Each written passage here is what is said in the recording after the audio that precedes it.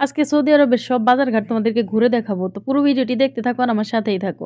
Hello everyone, আসসালামু আলাইকুম। কেমন আছো সবাই? আশা করি সবাই অনেক ভালো আছো। আলহামদুলিল্লাহ, আল্লাহর অশেষ রহমতে আমিও প্রবাসে অনেক বেশি ভালো আছি। তো বাসা থেকে বের হয়ে গেছি সকাল সকালে, তখন বাজে হচ্ছে সকাল ৮টা। তো ৮টা বাজে বের হয়ে গেছি, ভাবছিলাম একটু বাজার-টাজার করব। তো তারপরে হচ্ছে বাজার শেষ করে আমি মাজাতে গিয়েছিলাম, সেটাও তোমাদের সাথে শেয়ার করব। পুরো ভিডিওটি দেখো, আমার সাথেই থাকো। তো এখানে গিয়েছিলাম বাজার করতে, মনে হচ্ছিল যে বাংলাদেশে চলে আসছি, বাংলাদেশের কোনো এক বাজারে চলে আসছি। বাংলাদেশে এত সুন্দর বাজার মিলে না। তো এটা হচ্ছে মাজরার ভিতরে, ওই যে মাজরাতে বাঙালি ভাইয়েরা হচ্ছে চাষ করে, এরা নিজেরাই কিছু কিছু সবজি চাষ করে, এগুলো আবার শুক্রবারে হচ্ছে এখানে এনে বিক্রি করে।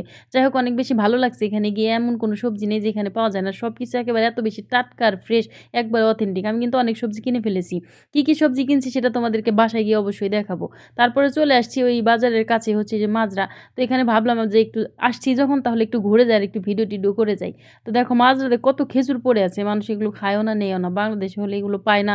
যাই হোক, তারপরে যেখানে পেলাম একটা মালটার গাছ। ভাবছিলাম মালটা বাসায় আনার পরে কেটে দেখি একটা পুরোই লেবু। তো অনেকগুলো নিয়ে আসছি, এগুলো গাছের নিচে এত বেশি পড়ে আছে, কেউ এগুলো ছিঁড়েও না, খায়ও না। তো আবার ভেবো না যে আমি চুরি করতে গিয়েছিলাম, চুরি করে নিয়ে আসছি। না ভাই, চুরি করে নিয়ে আসি না, এখানকার মাজরার মালিক ওখানেই ছিল। উনি আমাকে বলছে সব কিছু নিয়ে যেতে ছিঁড়ে। তারপরে হচ্ছে ওনার অনুমতি নেই, আমি হচ্ছে লেবু টেবু ছিঁড়ে নিয়েছি। আমি বেশি আনি নাই, কারণ আমার এত বেশি দরকার ছিল না, কয়েকটা লেবু নিয়ে আসছি।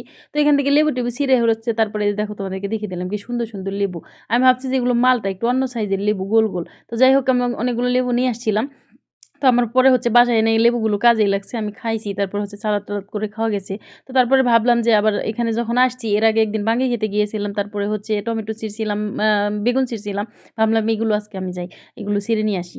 তো তারপর হচ্ছে গেলাম, বেগুন আমার বাসাতে ছিল, আর বেগুন আমি অনেকদিন খাইছি, আর এখন খেতে ইচ্ছা করে না। এখান থেকে আমাকে অনেক বেগুন দিয়েছিলাম, অবশেষে হচ্ছে ফেলে দিয়েছি। সেজন্য ভাবলাম যে টমেটো যেহেতু সবসময়ের জন্য লাগে, তাহলে কয়েকটা টমেটো ছিঁড়ে নিয়ে যাই। তো এত বেশি টমেটো ধরে আছে, আল্লাহ, আল্লাহর কত বড় নিয়ামত এখানে দেখো। মরুভূমির দেশে এত সুন্দর টমেটো। একেকটা গাছে মনে হয় যে ৫ কিলো করে ধরে আছে। তারপর হচ্ছে আমি ছিঁড়ে নিয়ে গেলাম। মাছটি আমাকে বলছিল যতগুলো ইচ্ছা নাও। তো আমার খুব বেশি দরকার ছিল না। আমি অল্প কয়েকটা ছিঁড়েছিলাম। আর সবচেয়ে বড় কথা হচ্ছে আমি গিয়েছিলাম হচ্ছে ভিডিও করতে। অনেক বেশি রোদের তাপ ছিল। তারপরে ভাবলাম যে তোমাদের সাথে একটু ভিডিও করি, শেয়ার করি, আর হচ্ছে কয়েকটা টমেটো আমার লাগবে, নিয়ে যাই। আর এগুলো করতে যেয়ে আমার হচ্ছে বোরকার যে কি নাজেহাল অবস্থা, নোংরা হয়ে গেছে, ময়লা হয়ে গেছে। এর আগে একদিন গিয়েছিলাম হচ্ছে এগুলো ভিডিও করতে। আমার আগের বোরকাটা ছিল একটু পিছলা, পিছলা টাইপের, সেটার মধ্যে এত বেশি কাঁটা লেগে গেছে, ওটা আমি এখন পড়তে পারি না। আর পড়াও যাবে কিনা জানি না। তো অবশেষে দেখো কি সুন্দর একবারে টসটসা তাজা টমেটো। আর সৌদি আরবের মাটিতে এরকম বাংলাদেশের মতো আমার মনে হচ্ছিল যে আমি বাংলাদেশে ফিরে এসেছি। এত সুন্দর, আমার ভালো লাগছিল অনেক বেশি। ইচ্ছে করছিল ওখানে থেকে যাই। তবে রোদের এত বেশি তাপ ছিল রে ভাই রে ভাই, ভিডিও করতে গেলে অনেক বেশি কষ্ট।